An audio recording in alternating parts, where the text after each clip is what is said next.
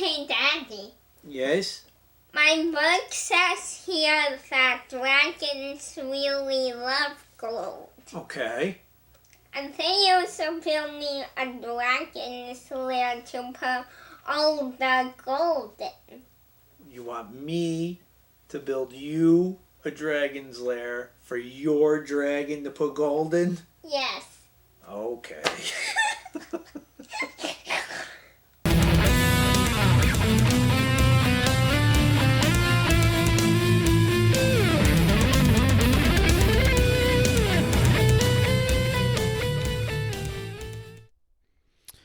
Well, the first thing I had to do was figure out how to make the arches. So, after many trial and error, I finally found a size that fit. So, I cut out some templates and made sure that they would fit across the way I wanted them to.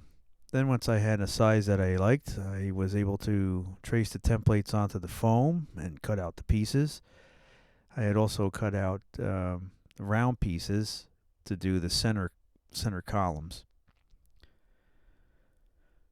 Once I had the arch pieces, I cut them in half and roughed them up.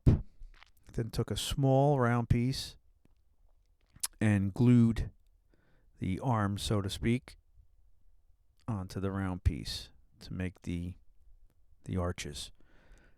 Sanded them down and roughed them up pretty good. Then the round pieces, I cut lines into them and sanded them up to make them look like separate rocks were put together. Glued them together. And then I actually put a skewer down the center to keep them, centered nice. Then I did a rough placement, see how it worked. Cut the base plate and then did a 1-inch pattern to match the dungeon tiles. I put holes in there and roughed it up so it looked like it was, old. Then I wanted to make the side walls, so I glued pieces of styrofoam together, made it pretty high because I was going to do a lot of cutting.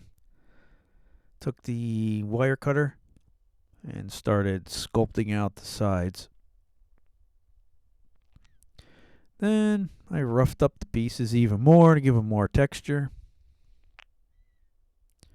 Roughed up the side rock pieces and cut them all out. Then I took Sculpt-A-Mold and molded out the rest of the rock features. I cut out the rocks where I wanted to place the side columns so it looked like it would built into the rocks. I figured out my height, cut them down, and then I sculpted out each side column piece individual to make it look like they were rocks placed on top of each other. And then roughed it up, of course. When I was happy with that, it was time to glue them all into place. And glue the center columns into place as well. Then I took more of the Sculpt-A-Mold and filled in all remaining gaps. Of course, black Mod Podge. Then the sidewalk rocks were standard gray coloring, and the floor I did a little bit darker gray coloring. Now the columns I didn't want to do gray because I thought it would be too boring, so I started off with a burnt sienna and did dry brushing, grays on the rocks, and I did sienna on the top arches and then glued them into place. Then I had to make the front and center arches, so I cut them out, roughed them up, and set them into place. Then I used Sculpt-A-Mold to fill in all the gaps around all the arches. Painted them burnt sienna, and then dry brushed a light coat of like a very light brown. Then everything got a dry brush of an ivory color, and then it was finally time for black wash. Well, I finally finished the Great Hall of Treasure. I think it came out pretty good. So, as you can see, it plays very nice with the dungeon tiles that we made previously. It works really good with that. And as you can see, the old columns that I had made, I had used a stamp to make the brickwork.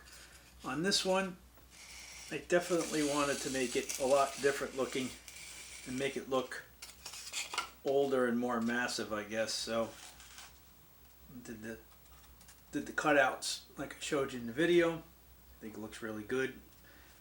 And the color scheme, I wanted it to look dark and dingy and old, so I think I achieved that with the look of this. And I think my gold dragon is pretty happy in his great hall. The only thing that's missing now is the treasure. So I'll have to make the treasure next. Keep the dragon happy. So I think it came out really, really good. As you can see.